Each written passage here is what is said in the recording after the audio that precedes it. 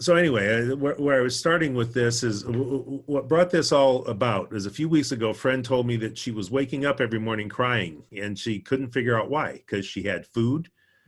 Nobody she knew was sick or dying. Uh, but she just felt this sense of dread and she couldn't figure out why. And I got to thinking about that in the context of what we do and how difficult these things are for people to understand. Truthfully, most of the kids, if I talk to most of the kids I work with and said, well, you're a trauma victim, they say, I am not.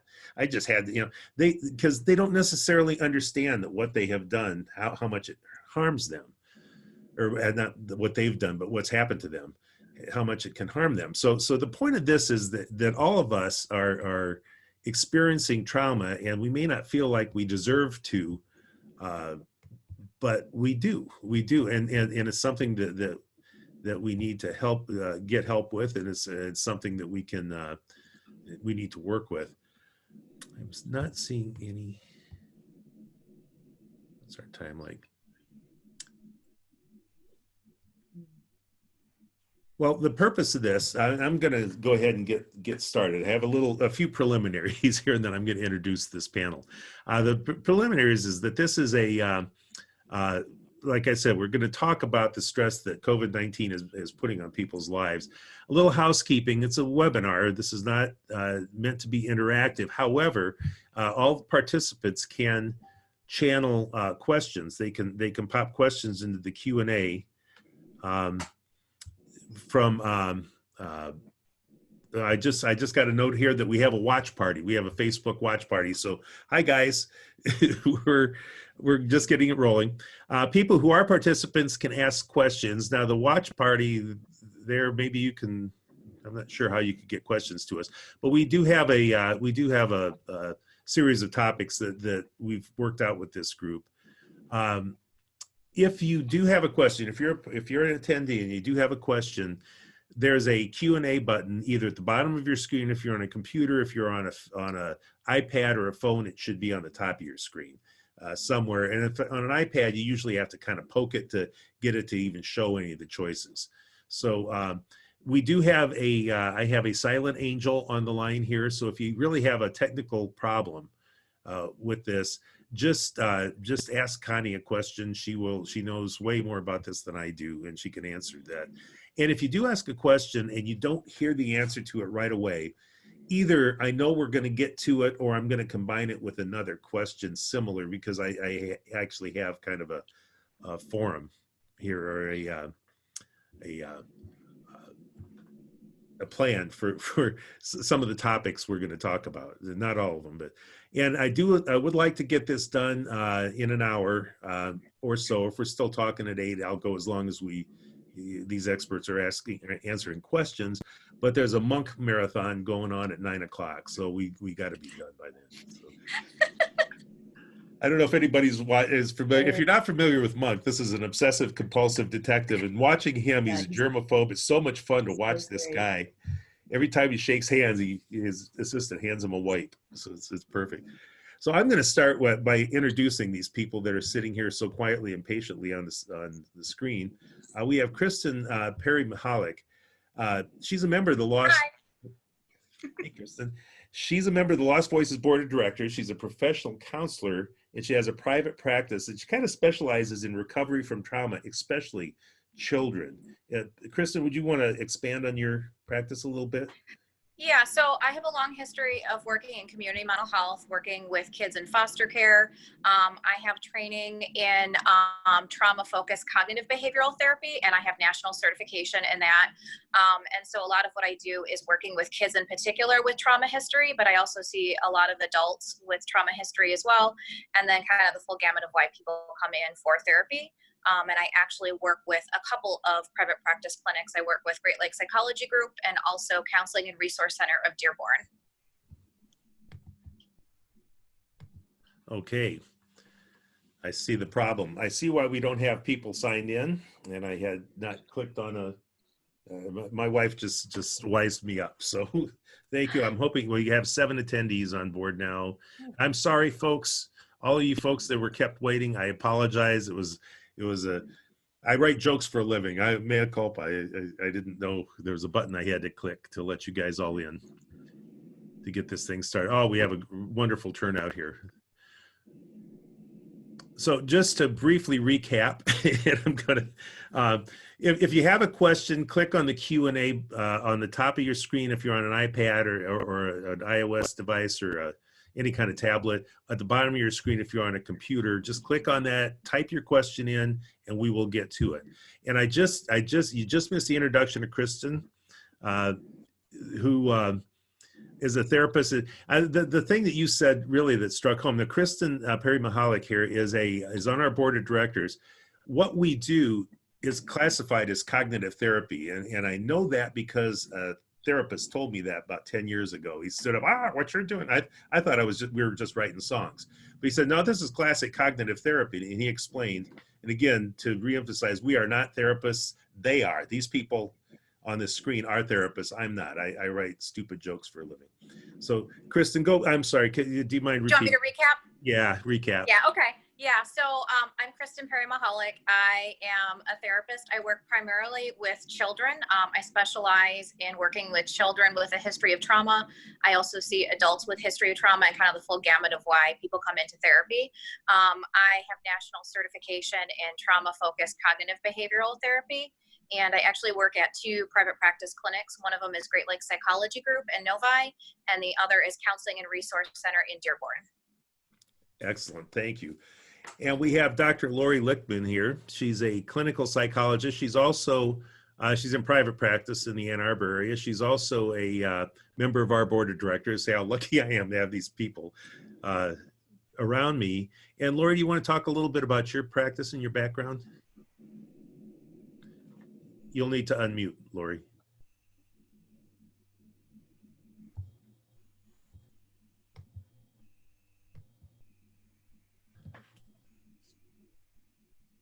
Sorry about that.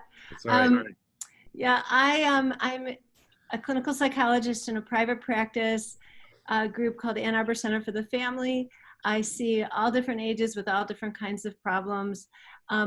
I've had training, level 1 training in sensory motor psychotherapy training, and also EMDR level 1 training. And also, I'm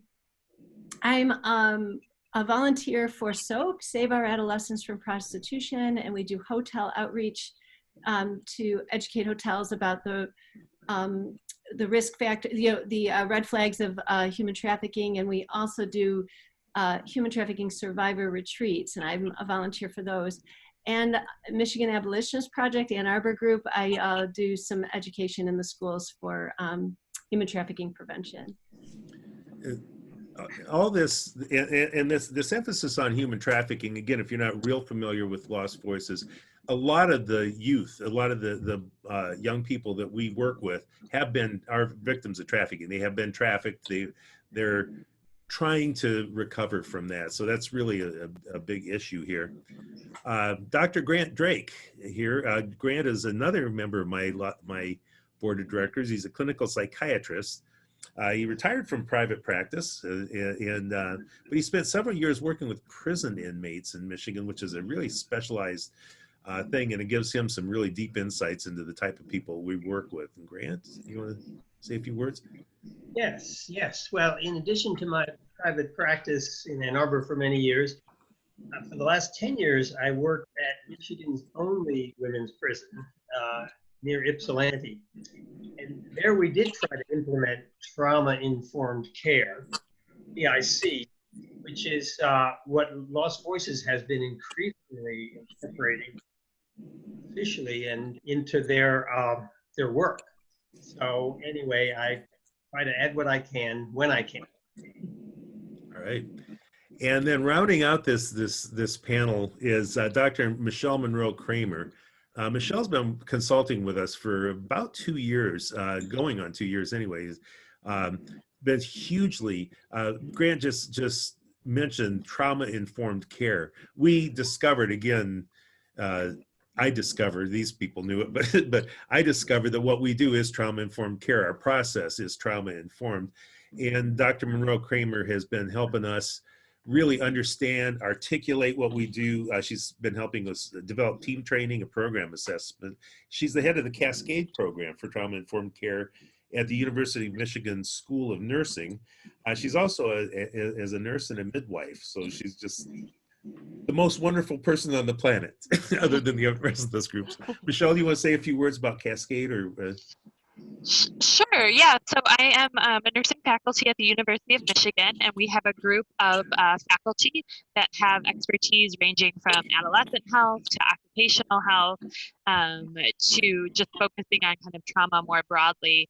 And so we have come together for about the last 3 years to do research and programs around trauma-informed care. And so we've been working with a lot of community agencies as well as health facilities around Southeast Michigan to really help explore what that means and how it can be evaluated a little bit better. And I am excited to be here today. Thank you so much. So, folks, we have some real knowledge here so we're going to get right to work. I just read an article this morning in the Washington Post that said that experts are saying there's going to be a flood of mental health problems. They said a historic wave of mental health problems is approaching us: depression, substance abuse, PTSD, and suicide. And a lot of this is. It's easy to see this emergency room or this trauma care doctor who took her own life not too long ago, the incredible stress she was under with what she was doing.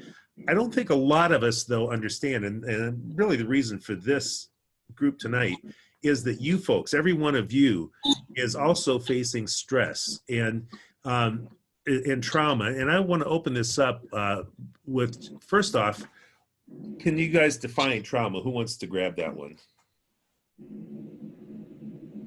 I can go ahead and start.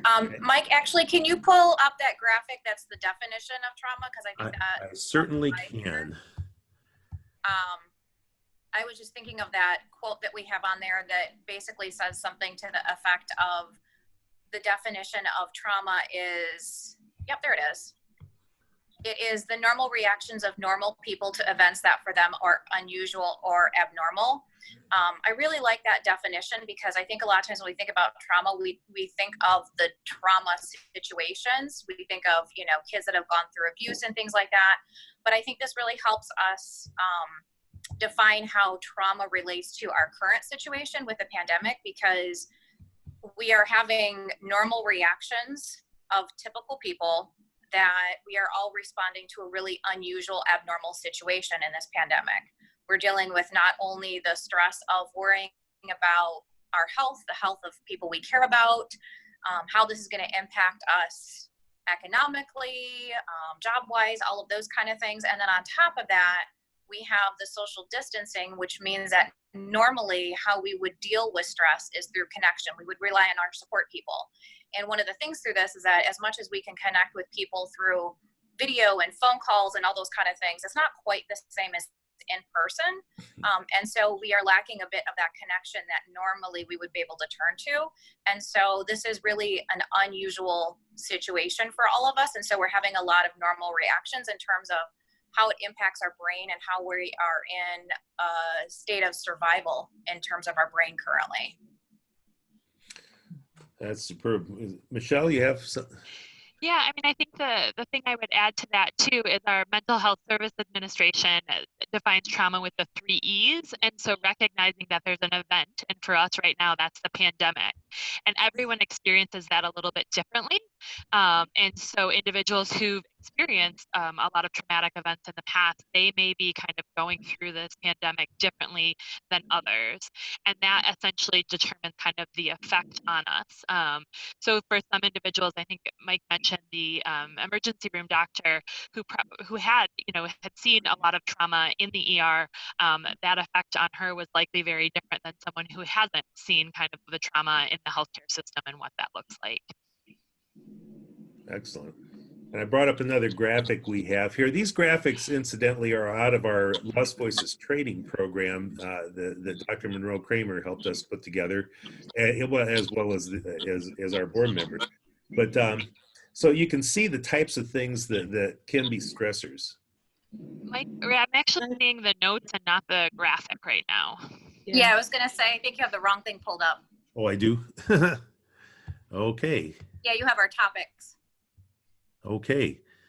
You see, folks, this is why don't do this at home. I'm a professional. Yeah, our topics don't have to be top secret, but they're just not looking at the thing that she's talking about. Yeah, exactly right. Is that better? Yes, that's helpful. Yes. Thank you. Okay. Well, we spent the entire week with this other document. That was what I kept sharing, and Yeah. I guess my instincts just took me back to that. That's because we've been discussing these issues. Yeah, so this slide does a good job of recognizing all of the different events that could potentially cause trauma for individuals, and kind of groups them into abuse, loss, and chronic stressors.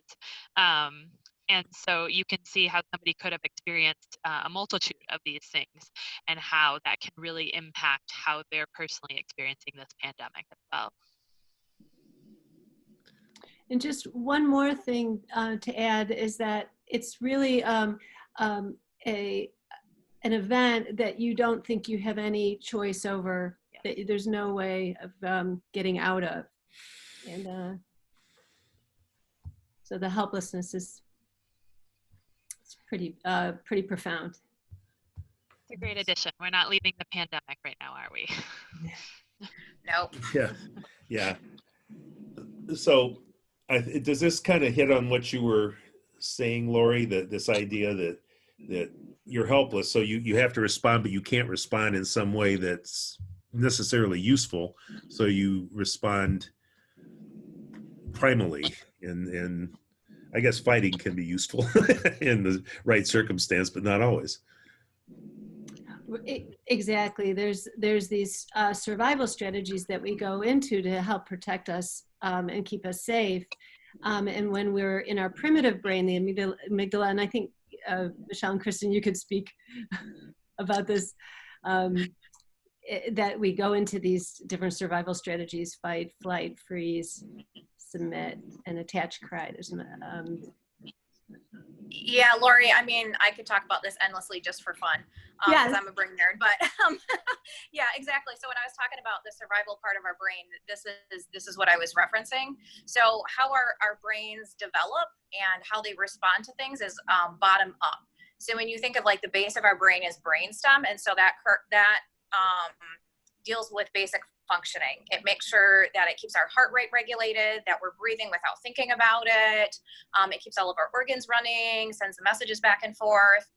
Right above that is our fight or flight. So this is basic survival. And so that's what this is about, the faint, freeze, flight, or fight response. And so that then develops next when we're born. So we respond to things, we cry when something is wrong, and then somebody jumps in hopefully to take care of us. Once our safety is taken care of, then we get more into our brain develop of the higher functioning, our executive functioning, which is learning, making connections between different ideas, being able to gather information, predict things in the future, to know how to respond to things in like a logical, thought out way. And so what happens when we're born is our brain develops that way. So little kids don't necessarily have that ability to predict the future in terms of, if I do this, I think this is what's going to happen, or this is how I can predict people around me are going to act. But the same thing happens when we're put in a situation where we are fearing for ourselves, our safety, those kind of things. Our brain goes back to that basic functioning because we need our energy to be able to respond to whatever the threat may be. So we may be fighting it, we may be fleeing from it, or we may be freezing, because that is what's going to keep us alive. And so it actually also means that some of that executive functioning isn't as much on board. So we're not necessarily thinking as logically, we're not as able to take in new information, learn, connect ideas, regulate emotions as well, because we're just focused on survival, because that's where our brain is telling our energy needs to be. So, Dr. Grant, Dr. Drake, do you have anything to add to that? Not especially. I'm waiting for. It made me think of the next slide. I think, which one of the further slides, the two scans. Okay, this one here. Yeah. Yes. So, yeah.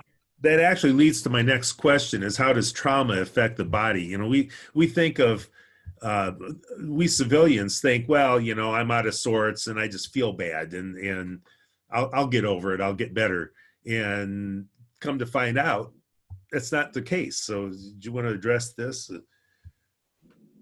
Yeah, well, I think this slide on the there's the normal brain on the left, and a child, a Romanian orphan who was put in an orphanage at birth and had lots of, well, didn't have much nurturance, let's just put it that way, very little, minimal, and physically survived, but the brain and important parts of the brain were just traumatized so much. You can see those in the temporal lobe areas.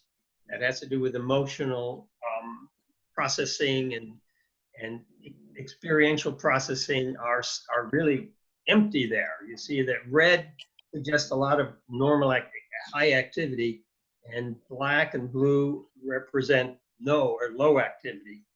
So these children are very deficient in their emotional connections, even their cognitive abilities.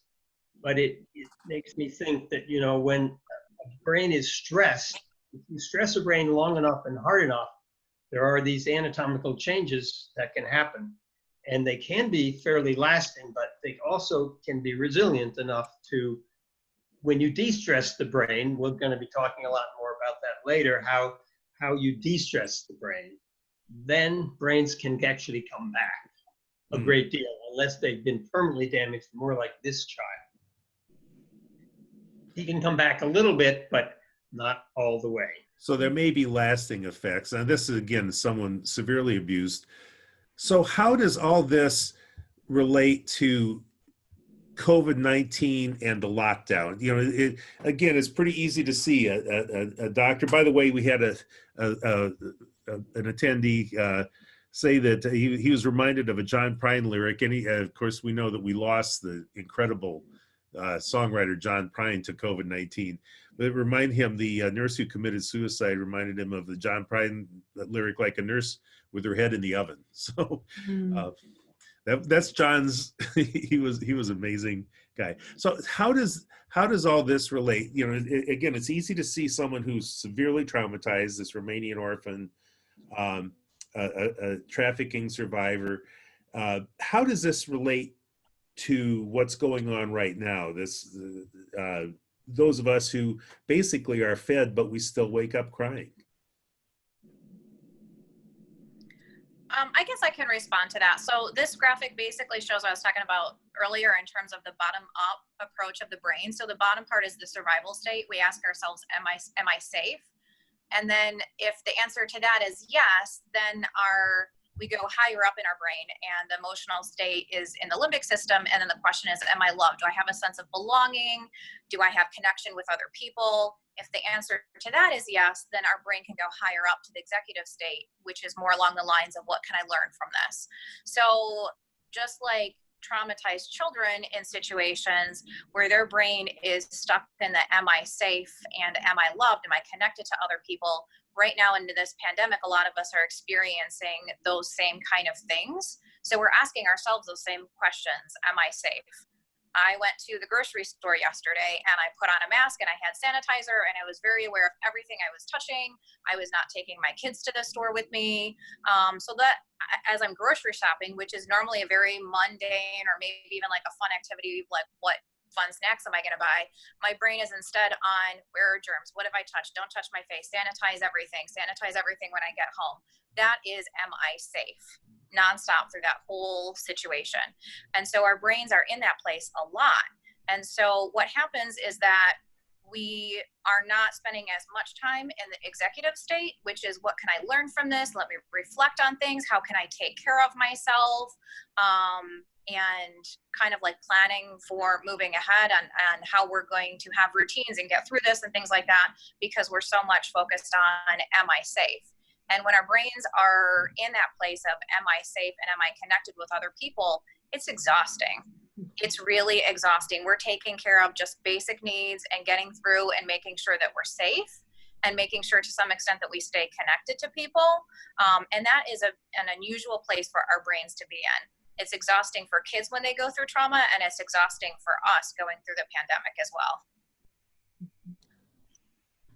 Kristen, that was really well said. I'm hearing more and more. I've been reading articles about how people are not reading as much because they can't comprehend, and how people are saying, I'm at home all day, but I'm still feeling more exhausted than when I was going to work in the gym and doing all of these activities. Yep. And so not recognizing that it's not necessarily all of the actions, but everything that's kind of processing in the brain.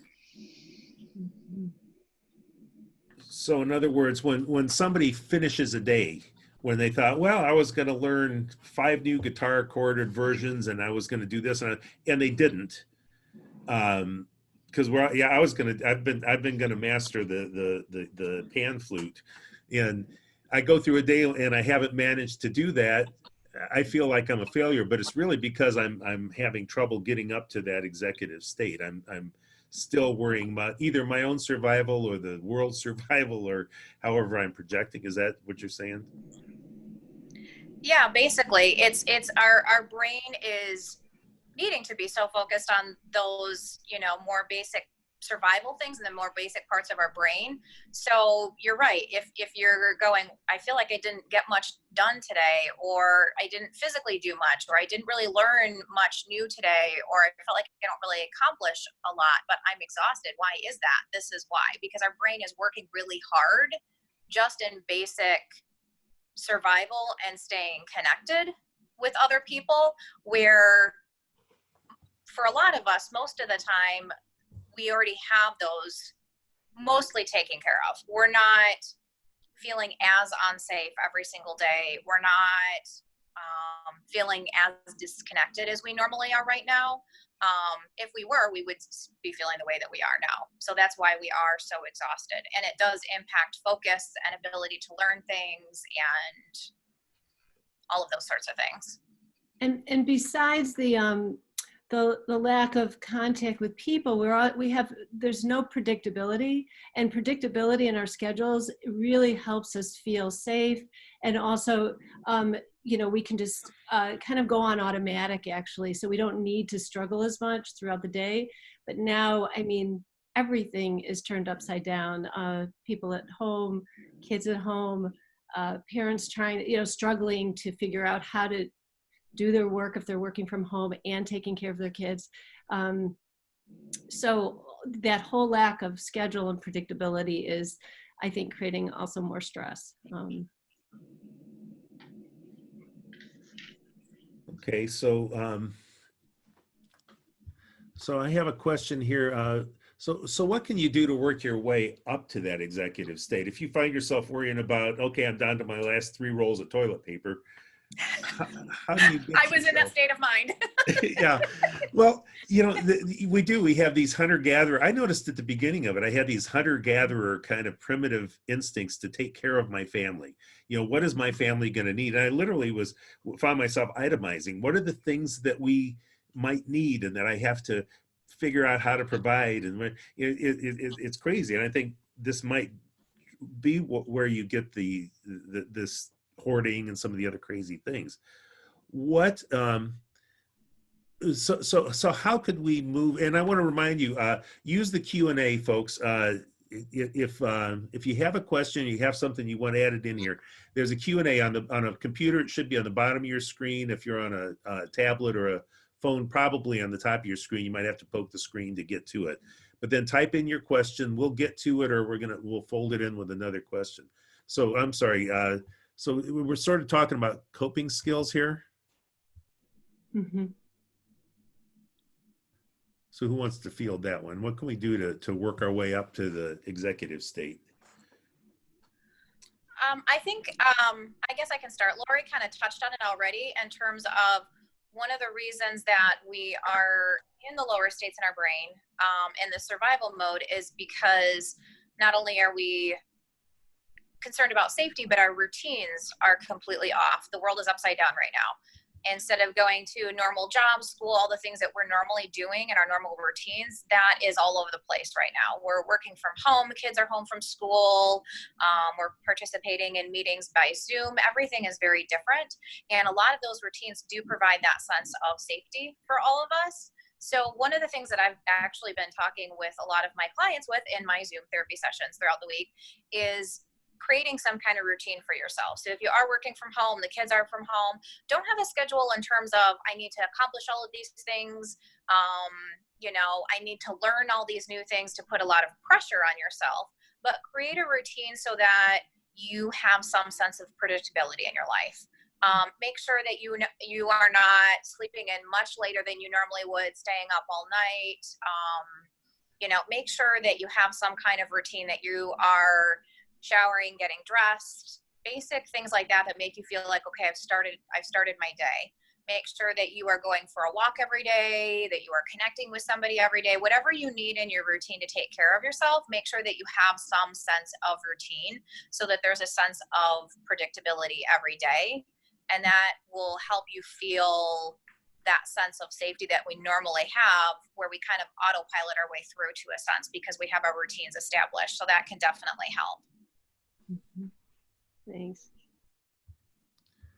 And also, I know Governor Whitmer she partnered with Headspace, which is a meditation app. And so really taking some time to take care of our nervous systems by using things like meditation and yoga or anything that really can calm the nervous system.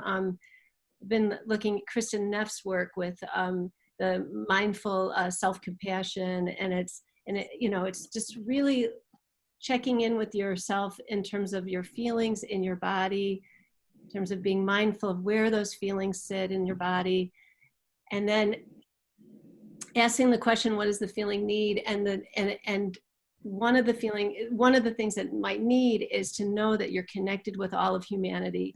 I mean, every single person in the world is being affected by this, and we are so all connected that we can say, of course you're anxious. You can really normalize it that way and say, this is not just me. I'm not alone in this.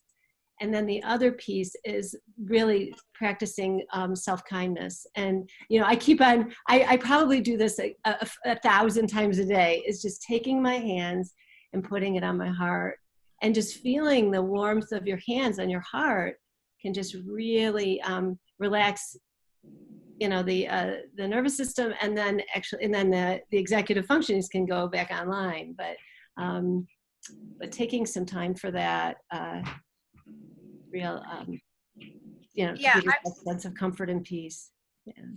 I would like to jump in real quick and just add the brain science about why that's so important. The meditation, the mindfulness, it's also called grounding skills. And the science behind how that actually works is when you go back to, again, like the brainstem and the limbic system, what it does is it takes in the world around us. So if we perceive some kind of threat where we feel our life is at risk, then our brainstem tells our heart to beat faster, tells our lungs to breathe and take in more oxygen to prepare for running away, fighting whatever the threat is. And so grounding skills is trying to do the opposite. It's trying to use our bodily functions, meaning slowing our breathing, making our body still, being aware of our, physical feelings in our body in order to actually calm our emotional state down as well. So it's doing the reverse. And so it's like calming our body's alarm system down, and we have control over that.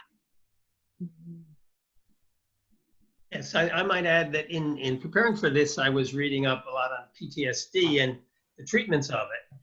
And increasingly now, in recent years, mindfulness has become a very important part of most effective treatments. Mindfulness has just become, in all of psychiatry and psychology, mindfulness has had a tremendous impact. And so we have to be mindful of ourselves and self-care. And myself, I'm finding that yoga, music, and long walks are sort of some of my best mindful things I can do. I've never enjoyed spring as much as I have this year on these long walks. Mhm. True enough. And I have a young child at home, so I'm going to put a plug in for the yoga for young children as well.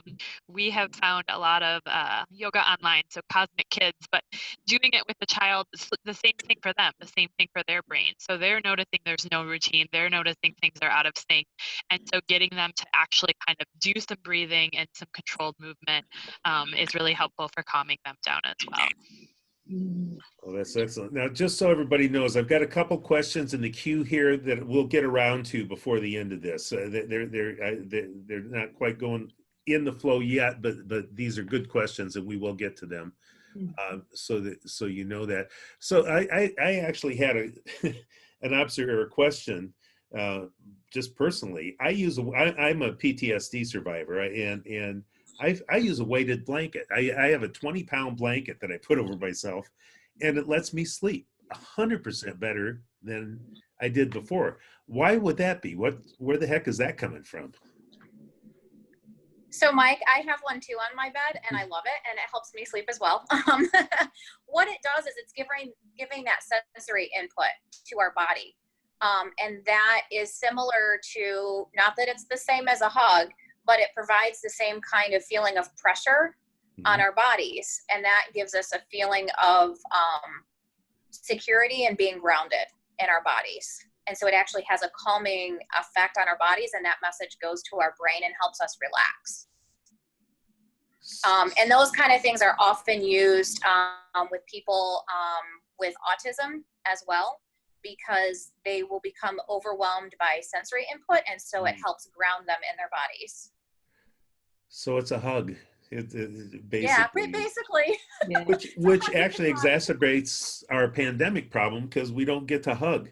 That's one of the over the weekend I stood in a circle with several of my friends, and we had a beer, and we all stood 6 feet apart, and normally we would all hug each other, and guy hugs, we bang our fists on our backs, but you just can't do that. You can't get that hug, that sense of connection anymore. Yeah.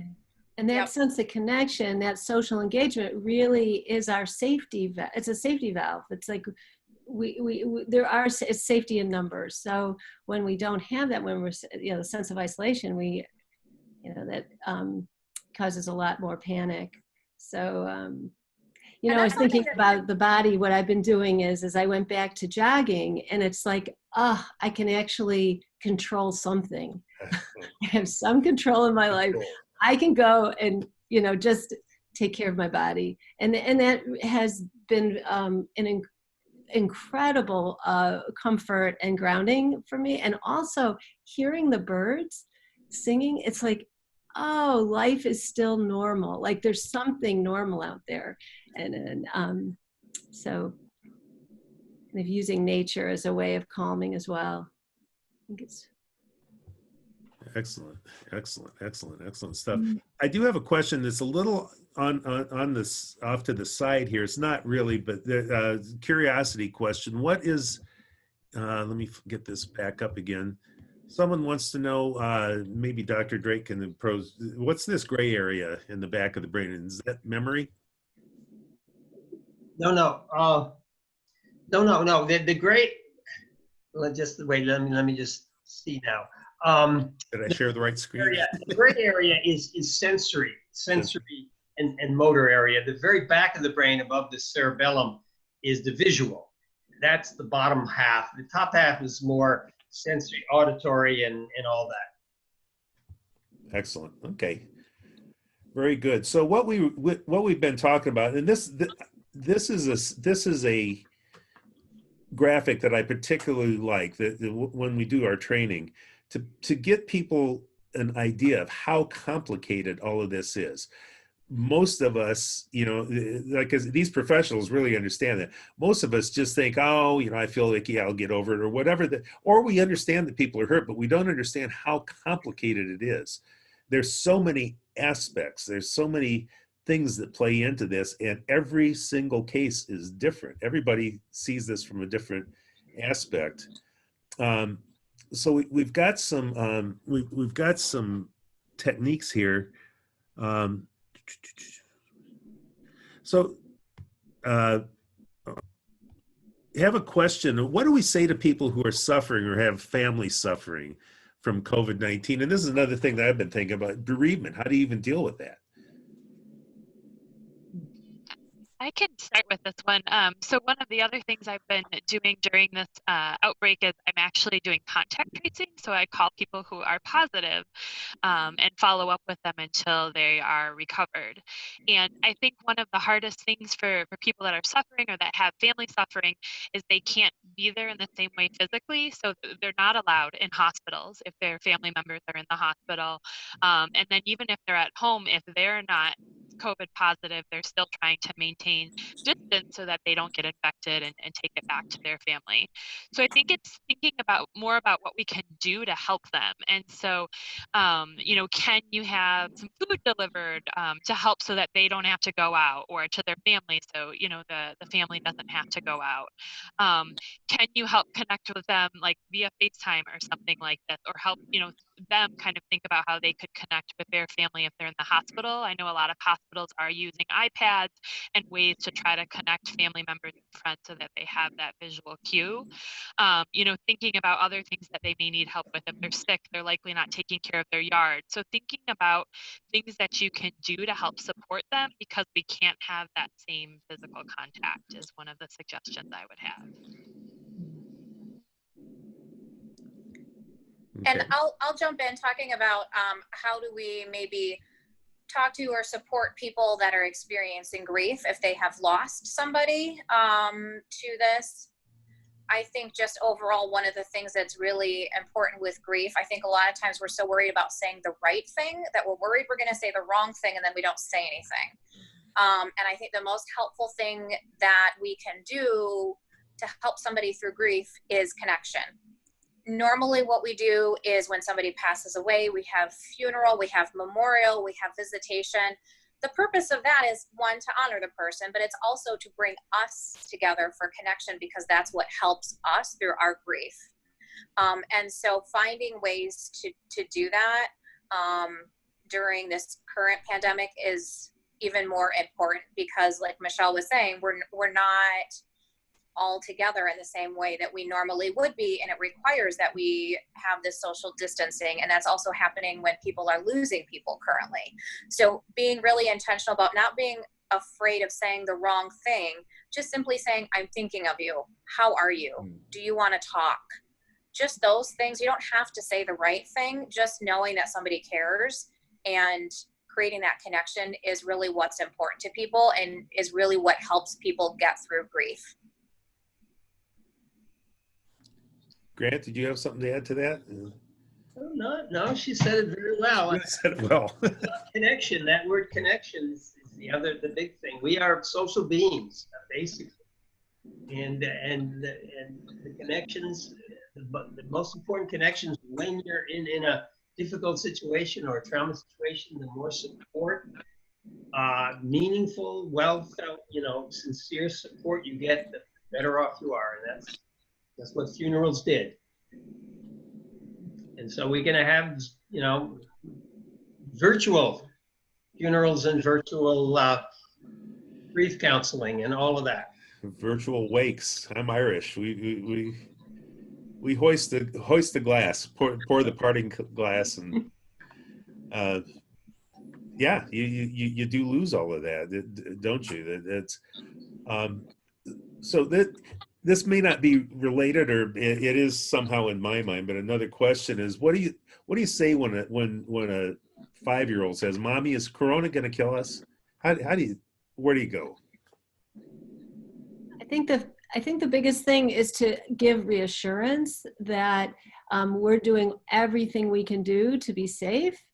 We hand wash, we stay home so that we don't get sick. We're doing a lot of reassurance of little kids, and also letting the kids know, the doctors and the scientists, they're working really hard at finding a treatment for it, so that there's, again, the focus is on the reassurance. Yeah, I will add to that. So I know we kind of talked about this in terms of, it reminded me of all the conversations that were happening back when 9/11 happened. There were a lot of kids that were very anxious because they were watching news clips over and over again. And little kids will be very confused. They think that they're watching something happen over and over again on the news because it's the same clip replayed, and they think it's the same thing happening over and over again. So one of the things is to limit how much kids are watching and explaining also what they're seeing. So at an age appropriate level, explaining there are germs. We want to make sure that we all stay safe and that we don't get sick, and we don't want to get people that we love sick. And so we're being careful, and we're doing all these things as safety precautions, but we're doing all these things, so we're safe. I know I have a 9-year-old and a 5-year-old, my own kids, and that's what, we've been doing. We go on walks throughout the neighborhood, and I'm reminding them not to touch everything, because that's what little kids do. They touch everything, and explaining, remember germs. Okay, we're going to keep safe. We come in and we wash our hands. And so it's just something that we routinely talk about.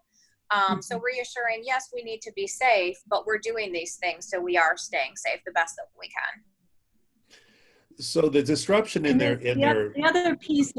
What, Mike? What was I was just going to say, the disruption in their life, I think it is difficult for them. All of a sudden, they can't go hang out with their friends. They can't go to school. My granddaughter loves school. She just absolutely loves it. And she can't go and hang out and hug the other kids and run around. So you couple that with some of this fear, and it seems like it does become difficult to explain. I'm sorry, Lori.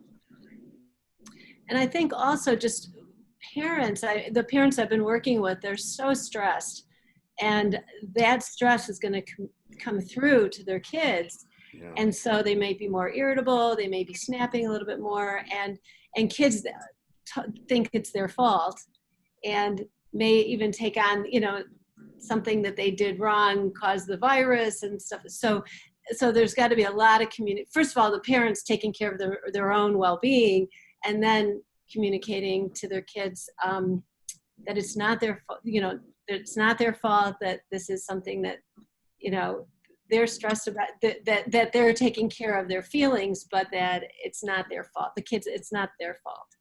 And I think also parents being able to kind of look at and adjust expectations of ourselves and also of our kids as well, in terms of, things like homeschooling. Remember that, like, the Zoom or the Google Classroom is, yes, it's for learning, but a bigger part of it, especially for little ones, like, let's face it, my 5-year-old has a kindergarten Zoom meeting on Mondays and Fridays for a half hour each day. And they're basically just like showing their work off. Like, this is a math sheet that I did, or this is a book that I read, or here's my stuffed animal that I'm going to show you. It's not as much for learning as it is to maintain the connection. It's the same way that we're doing Zoom calls with our friends and things like that. That's their way of being able to be in contact with people that they're normally in contact. We don't want our kids to also lose their friends that they normally play with at recess and their teacher that they see every day. It's a way for them to have something that is normal in their lives continue. And I can add one more thing. There's lots of help. I just can't believe it, is when I've been looking into it on the internet about parents, how to talk to kids at different ages. Maybe we're gonna, if we're not gonna have time at the end to talk about the resource list that's gonna be part of it. But there is one particular good one called Psych Hub. It's psych like psychology, but psychhub.com. That's the biggest of its kind platform for all kinds of PDFs and videos for every subject you can imagine. But they have a COVID section that you can click on, and there's all kinds of great things for parents talking and dealing with kids' reactions to this whole thing. So this is that resource list that Grant was referring to. And this certainly is not these are not the only resources, but we will make this available. We'll have this, anybody who wants it, I'll have it on the website tomorrow. You can download it. We're going to have this entire webinar is going to be, has been recorded, and it'll be available on our website. And then you can feel free to contact us with questions, and I'll be happy to pass them on. I'm not wrapping up. I'm just letting you know that there's resources here that we can make available for you, and these are spectacular. I do have a couple of questions. Okay, there's the Psych Hub link is in the messages for all the attendees, so they can click. They should be able to click right on it. Mike, I was going to add something about, having Sure. kids at home and while parents are trying to work. And one of the real challenges, I think, is that kids are on their screens. They're on their devices, and a lot of times they're not supervised because parents are having to tend to their work. And there's a higher incidence now of traffickers grooming kids on the devices. So I would say for parents to be very, very on top of that. There's resources on our there's a resource for parents to really be tending to cyber safety. It's a very big problem right now. There's also a really good, I found another resource. It's called tripwire.com, and they have free resources for parents on that website too. So should I'll add that to the resource Yeah. sheet before I distribute it tomorrow. Tripwire.com. I'll put that on there. Yeah. So that And IamCybersafe.org. Okay, send me those afterwards, Lori, and I'll Okay. make sure those get added to the resource list. Which kind of brings me to the last big thing that I had on my list of things to talk about, which is domestic violence. One of the things that, again, I've been reading about is in a home situation, and I think this is exacerbated. A disaffected teenager is going to be more disaffected by all this disruption and maybe more susceptible to grooming. In any sort of a domestic situation that's already, before this started, may not have been perfect. It seems like it really, really is exacerbated by this sort of thing, not just the confinement, but the uncertainty and that sort of thing. Are there some things that we can do to the people should, if they feel this boiling up or around them, what can they do? So with the domestic violence, we're seeing an increase because people are confined, right? So they're sheltering in place, and often their abusers are taking advantage of that. So, right, they're limiting contact with others. They're not letting them go out at all. They're controlling the messages that may be coming into the home. And so I think one of the most important things that we can do is check in with others, especially others that we know might have, been in a relationship that was unhealthy or had some abusive behaviors, and just see how they're doing.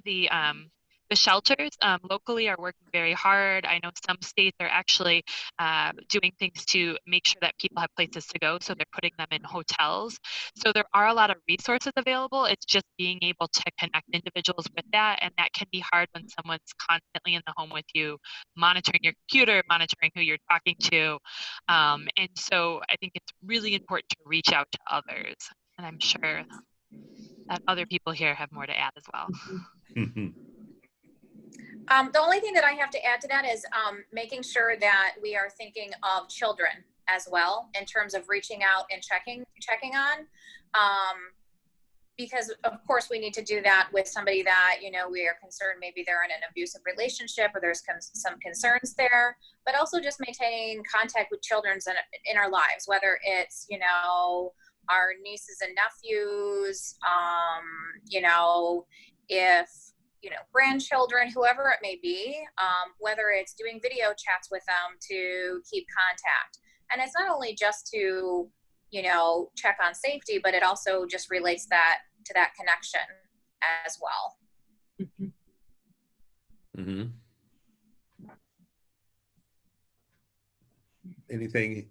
So physically, I do know, I do have a friend who removed herself from an abusive situation during all of this. She came to a breaking point and was able to find a way out of it. I think scary for people to leave right now as well, because it's very unknown. I mean, you're being told to stay in. I think people are fearful of going to the health facility because, you know, going to the emergency room is potentially exposing you. But I think it's important for people to realize that the health facilities are aware of this. They want to help, and so they are taking precautions. You know, I know the University of Michigan's sexual assault nurse examiner program has seen a dramatic decrease in the number of people that are coming for services, and they're there, they're safe, they can get you kind of to an isolated room for those exams and to help provide services. But it's just making sure that people know those services are still available and can get to them. And I think that's the hardest part when people are in the home. Yeah, that's huge. That actually kind of segues into something that came up last week too. That's related but unrelated. I made a comment that, oh my God, you know, worst thing, I don't want to fall down and break my wrist and have to deal with that.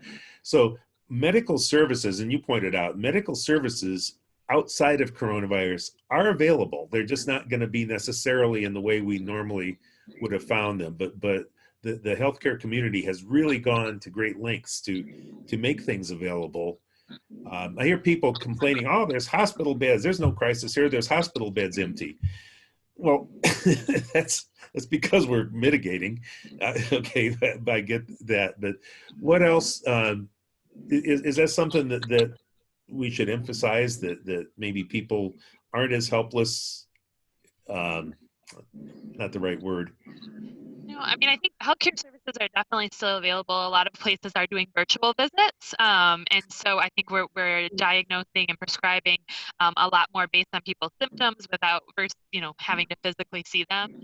And then bigger health systems are designating certain clinics for like urgent care type visits that aren't COVID related, right? So for like person that falls, or the ear, you know, the kid that has an ear infection or something like that. And so there are places that are kind of been designated as these kind of non-COVID areas. And the hospital beds are open because we're not doing really anything elective right now, right? And so there's definitely still people that are having heart attack. You know, there's still the common things happen that treatment is definitely available for. Yeah. I think that is really important to emphasize, that there is still medical services that are out there. Like Michelle was saying, my best friend is a nurse practitioner. She usually works in a family clinic, seeing people in person in that clinic and ongoing patients. But right now, because there's fewer people coming in for just their routine wellness exams, they're putting that off and things like that. And to avoid coming into an office, she's doing half of her time still doing that. And then half of her time, she's doing the virtual urgent care. So people that maybe have something more urgent going on, but they really don't want to go to an ER, there are options like that where you don't even have to go to an office, and you can speak with somebody and have your appointment that way and still get care that you need. And hopefully the healthcare system will continue to be innovative. I saw something about like a mobile van where they were seeing new moms and babies to make sure that they were getting their first visits and their immunizations, because if we start missing immunizations for children, that can cause a whole nother host of problems. So I think we're going to see, especially if this continues on longer, more and more creative ways to make sure we're meeting the health needs of everybody.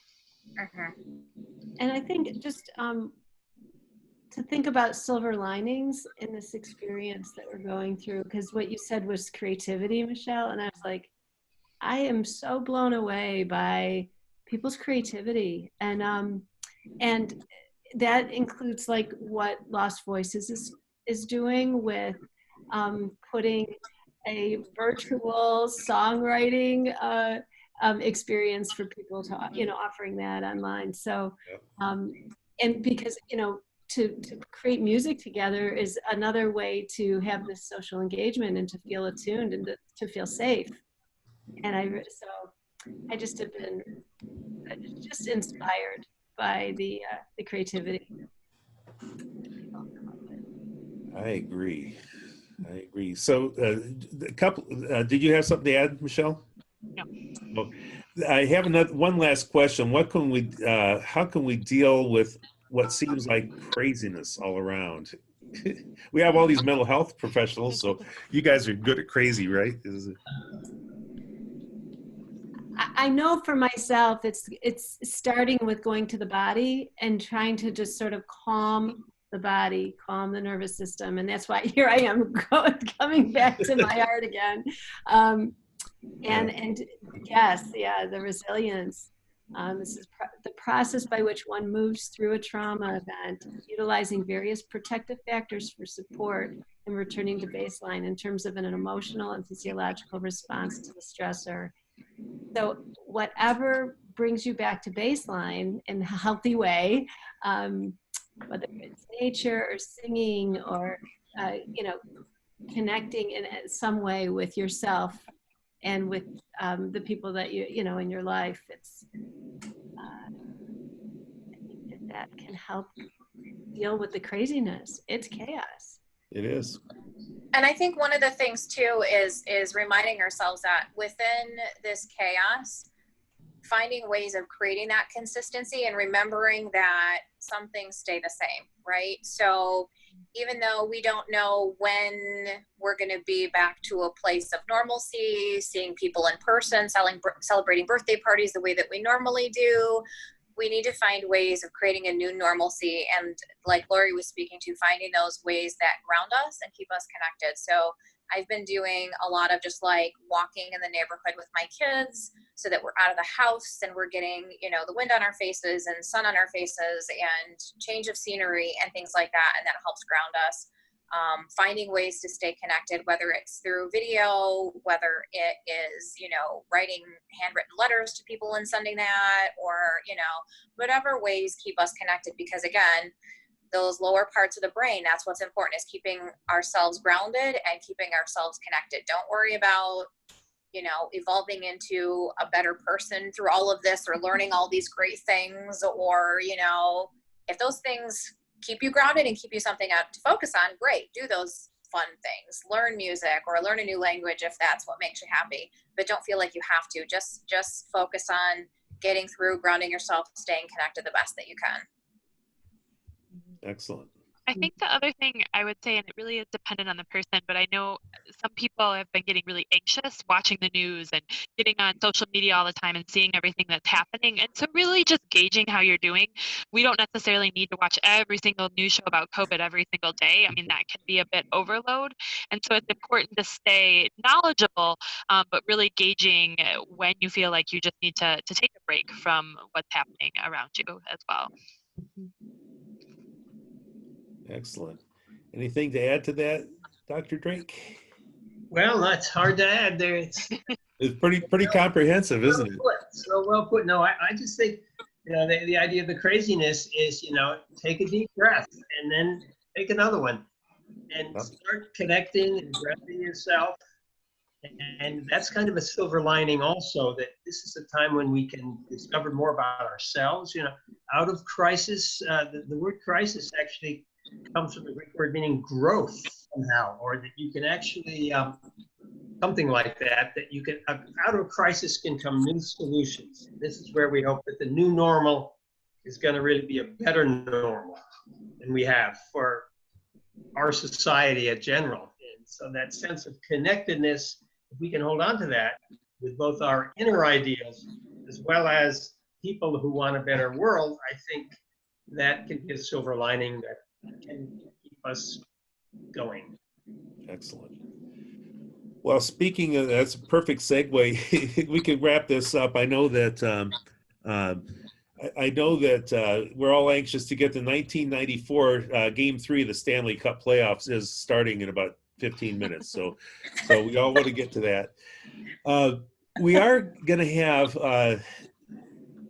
It is about reinventing our world. Lost Voices, we're working really hard to reinvent what we do. It's going to be a while before we're able to sit in a room with the kids again, have a concert with the kids again. So we're reinventing how we're doing this. Last week we had a pilot program of online songwriting to use our Lost Voices process to create a song, and we created a great song. On Wednesday night at 7 o'clock, we are going to have another one, and we're going to do it by Zoom, and we invite all of you to join. There's a I've been spreading it all over the internet. I'll send everybody who signed up tonight an invitation to this. You have to reserve your place because it's all interactive. Everybody will be on the screen. There's basic pandemonium. We will write a song, and it is a really great experience. You'll get to see what the kids experience. We did discover that the process we use works through Zoom. It's different, but it works just as well in its own way. So we invite you to join us. We'd love to have you. I guarantee you, we'll play the song for you that we produced that last week. We're going to have that prepared for you, and then we will go from there. So if we have no more questions, I have a word of praise. Thank you so much. That this was excellent. I would like to do more of these in the future too, not necessarily just on this topic, on topics that anything you may want to hear. Just drop me an email, mike@lostvoices.org. You click on the website. If you use the contact form, that comes right straight to my email. I'll get back with you. Anything you would like. I'd like to have one of these just on human trafficking. I'd like to have, just to understand the aspects. We know one of the places we work, Vista Maria, has a brand new facility to handle girls when they're first taken off of the street. What happens? All of these things are really interesting. So I'm going to explore if we can put together some more webinars along these lines, just to spread some of the information about what we do, because in the world that we work in, that we live and work in, assisted by these amazing talents, these people. I just want to thank Grant, Kristen, Michelle, Lori, for all that you do for us every day for Lost Voices. You are the reason what we do works. And thank you so much for being on tonight. Do you guys have any last? I don't have anything else to say besides I'm just happy to be here. Yeah, thanks, Mike, and pulling this together. Yeah. And thank you everybody for joining. I think that we got some great questions. Yes, thank you so much everybody for coming out, and everyone out there in Facebook land. We appreciate you. We appreciate you coming aboard. And I'm trying to find out. Okay, we have some thank you notes coming through, and I was just want to make sure that I didn't miss any last minute questions. So thank you guys so much. Thank you for coming, and we'll see you all on Wednesday to write another chart-topping song. So, bye-bye, everybody. Bye.